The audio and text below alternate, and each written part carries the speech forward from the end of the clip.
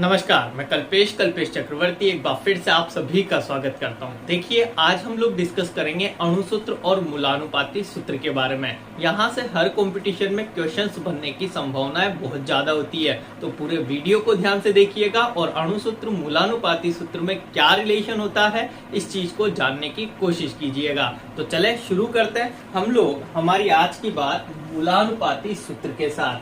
तो पहली चीज तो कि भैया मूलानुपाती सूत्र क्या होता है, जिसे इंग्लिश में एम्पिरिकल फॉर्मूला बोलते हैं। मूलानुपाती सूत्र का मीनिंग क्या है? तो कोई भी यौगिक के एक अणु में उपस्थित सभी परमाणु की संख्या का सरल अनुपात मूलानुपाती सूत्र कहलाता है। बहुत छोटी सी बात है, कोई भी यौगिक उस यौगिक के एक अणु में उपस्थित जितने भी परमाणु हैं उन सभी परमाणुओं की संख्या का सरल अनुपात ही मूलानुपाती सूत्र कहलाता है। कैसे जानते हैं? एक उदाहरण के साथ। तो देखो भाई, एग्जाम्पल देखें। C2H6 इसे एथेन कहते हैं। ओके भाई, अब आप लोग देखिएगा, एथेन में दो प्रकार के परमाणु हैं, एक तो कार्बन है और एक हाइड्रोजन है। कार्बन की संख्या इसमें 2 है, हाइड्रोजन की संख्या इसमें 6 है। इनका मैं सरल अनुपात निकालूं, बोलो 1:3 आएगा। और इस 1:3 से जो सूत्र मेरे पास बनेगा, बोलो वो CH3 होगा। Carbon 1, hydrogen 3।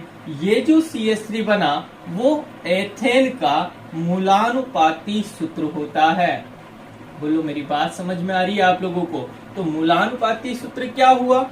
यौगिक के एक अणु में उपस्थित सभी परमाणुओं की संख्या का सरल अनुपात मूलानुपाती सूत्र को प्रदर्शित करता है। जैसे एक और उदाहरण की बात करें आप लोग, ग्लूकोज C6H12O6।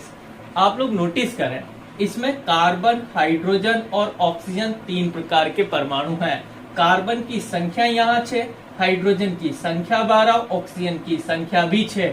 इनका सरल अनुपात निकालोगे, बोलो 1:2:1 आएगा। इसका मतलब यहाँ कार्बन 1, हाइड्रोजन 2, ऑक्सीजन 1 है। तो ये जो फॉर्मूला बना ये ग्लूकोज का मूलानुपाती सूत्र कहलाता है। समझ में आई मेरी बात? एक और एग्जांपल पर मैं बात करना चाहूंगा। आप लोग जानते हैं H2O2 हाइड्रोजन परऑक्साइड होता है। यहाँ हाइड्रोजन की संख्या 2 है, ऑक्सीजन की भी संख्या 2 है। बोलो इसका सरल अनुपात निकालोगे 1:1। इसका मतलब HO और ये HO ही इसका मूलानुपाती सूत्र होगा। तो बहुत सीधी सी परिभाषा है भाई, समझने की पूरी कीजिए कोशिश।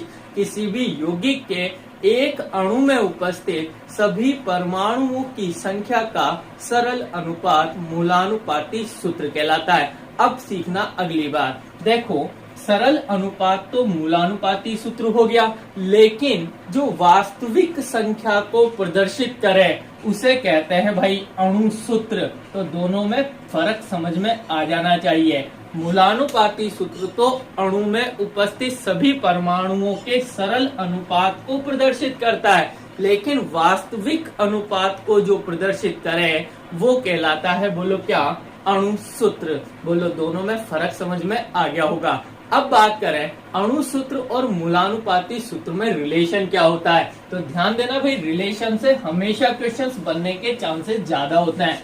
तो देखें भाई, कोई भी अणु सूत्र निकालना हो यदि आप लोगों को, तो वो बराबर होता है मूलानुपाती सूत्र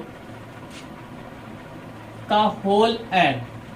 अब फिर टेंशन की बात कि सर n का मतलब क्या है? तो n कैसे निकलता है? ध्यान दीजिएगा, अणुभार अपॉन में आ जाएगा मूलानुपाती भार।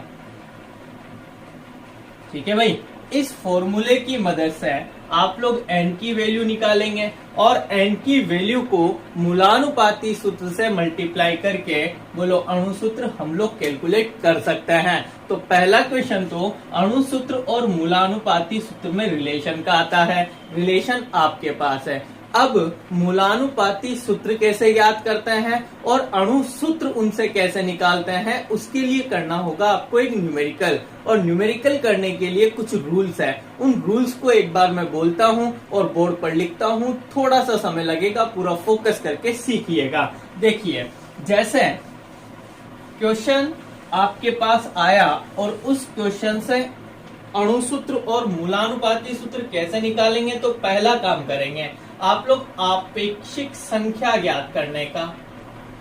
आपेक्षिक संख्या, अब आपेक्षिक संख्या कैसे ज्ञात करते हैं, तो प्रतिशत मात्रा देगा, उस प्रतिशत मात्रा में आप लोग परमाणु भार का भाग देंगे। ओके भाई, परमाणु भार का भाग देते ही प्रतिशत मात्रा में आपके पास उसकी आपेक्षिक संख्या आ जाएगी। क्लियर। अब दूसरी बात, आपेक्षिक संख्या आने के बाद में जो प्राप्त संख्या होती है, ध्यान दीजिएगा, प्राप्त संख्या में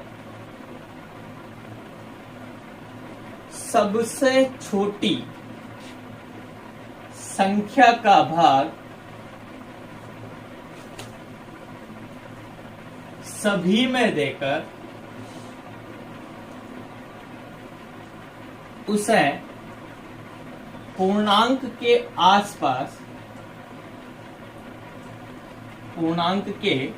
आसपास लाया जाता, जो सरल अनुपात होता है। ओके भाई, तो ये कुछ नियम है, दो ही नियम पढ़े। सबसे पहले आपेक्षिक संख्या ज्ञात करें, कैसे ज्ञात करेंगे, प्रतिशत मात्रा में परमाणु भार का भाग देकर, पहली चीज।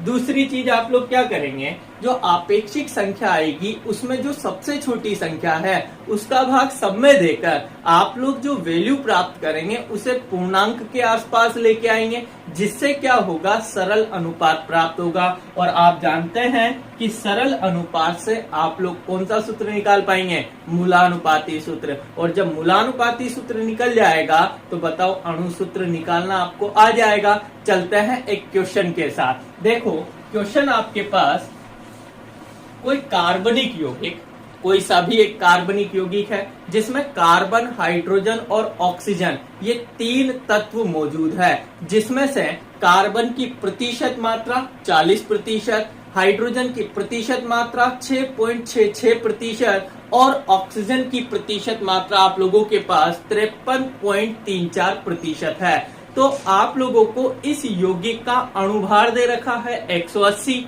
ठीक है, और आपसे पूछा जा रहा है इसका मूलानुपाती सूत्र और अणु सूत्र। अब क्वेश्चन कैसे सोल्व करेंगे, तो इसके लिए टेबल आप लोगों को ड्रॉ करनी पड़ेगी। सबसे पहले आप लोग एलिमेंट देखें, कौन कौन है बोलो, कार्बन है, हाइड्रोजन है और ऑक्सीजन है, जिनकी प्रतिशत मात्रा आप लोगों को गिवन है। बोलो है, कार्बन की प्रतिशत मात्रा 40% दे रखी है, हाइड्रोजन की 6.66% दे रखी है और ऑक्सीजन की प्रतिशत मात्रा 53.34% आप लोगों को दे रखी है। ठीक है भाई।